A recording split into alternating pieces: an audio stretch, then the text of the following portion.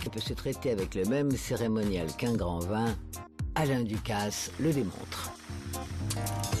Le café, rien de plus simple à faire et à boire à première vue. Ce peut être un acte banal, ce peut aussi être tout un art quand un chef de talent, le chef multi-étoilé Alain Ducasse, se penche sur l'affaire et crée sa manufacture de café.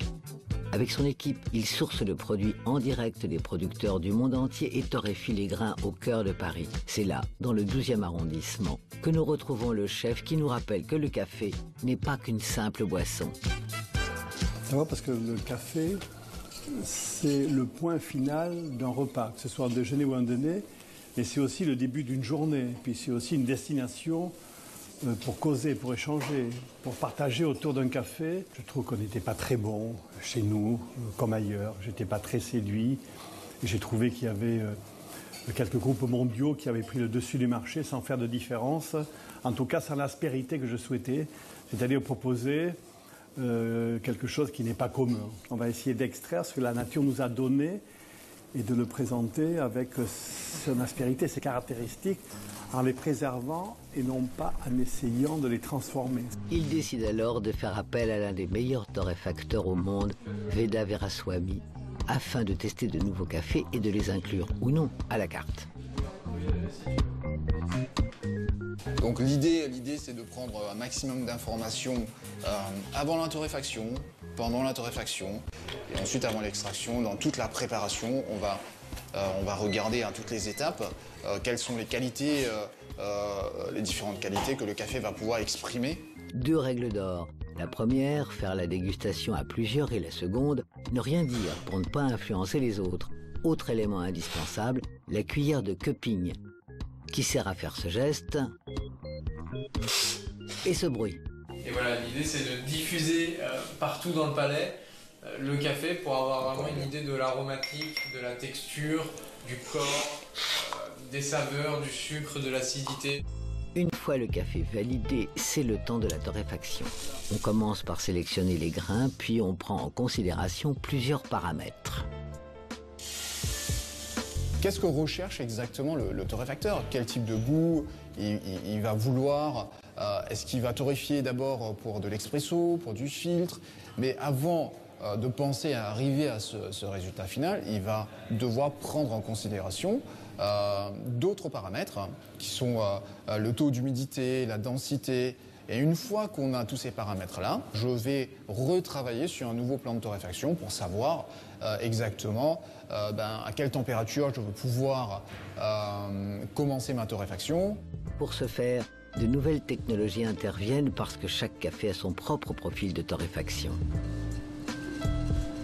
L'ordinateur va me permettre d'enregistrer toutes les actions que je vais entreprendre pendant la torréfaction. C'est aussi pour moi une possibilité de voir en direct l'évolution de la torréfaction à travers la température des grains et la vitesse à laquelle cette température est en train d'évoluer pendant la torréfaction.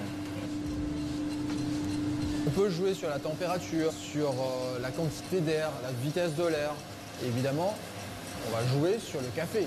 L'espace occupé par le café dans le volume du tambour va avoir une influence considérable sur le transfert d'énergie qui va se produire à l'intérieur des grains. Toute la difficulté, c'est de gérer vraiment ce transfert d'énergie afin de permettre à chaque grain de se développer jusqu'au cœur. Une fois la torréfaction terminée, on obtient des grains à la belle couleur brune qu'on laisse sécher avant de les servir au comptoir. Un comptoir qui, ici, joue son vrai rôle. Agrémenter le comptoir, c'est venir au café pour passer un bon moment, un moment délicieux autour du café que nous buvons. Et comme nous sommes une destination spécialisée sur le café, peut-être échanger avec le cafelier, c'est celui qui sait, celui qui vous reçoit, celui qui vous accueille, celui qui sait vous parler du café. Voilà, créer une destination sociale, un nouveau lieu de conversation. Cafelier, c'est le nouveau métier inventé en ce lieu. Le premier à l'exercer, Brice Robin, explique ce qu'il en est. Alors le cafelier, c'est à la fois le connaisseur, le sachant du café sur la partie théorique, la partie technique. Ça veut dire qu'on va être capable de vous expliquer ce que vous buvez, de vous expliquer d'où vient le café, l'altitude, les variétés qu'on va utiliser et de vous expliquer aussi comment on le fait. Ce café-là, il est important de le peser comme tous les autres parce qu'ils vont être très différents les uns des autres. Alors là, on part sur un café filtre et on va faire un café avec 16,5 grammes de café. Effectivement, on est précis au dixième de gramme près parce qu'à 17 grammes, je n'aurai pas le même rendu en tasse et à 16 grammes non plus. Donc nous, on doit contrôler les variables pour sortir le meilleur café possible et sortir le meilleur café possible à chaque fois. Donc c'est pour ça qu'il est important de mesurer ces variables, donc le poids, la taille de la mouture, la température de l'eau, le temps d'infusion, tout ça c'est des paramètres qu'on va essayer de contrôler. Une préparation réglée au gramme et à la seconde près puisque chaque café filtre est infusé 3 à 4 fois en fonction du café et de l'effet recherché. La manufacture propose aussi un café comme un thé, la cascara, qui est obtenue en broyant et en infusant la cerise de café. Mais la palme de l'insolite revient au café pression, sans alcool et qui se déguste froid, au goût très prononcé. Voilà qui nous emmène loin, très loin, du moment où l'on prenait juste un café.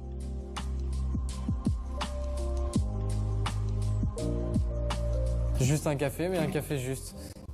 C'est tout simple, mais c'est tout un art.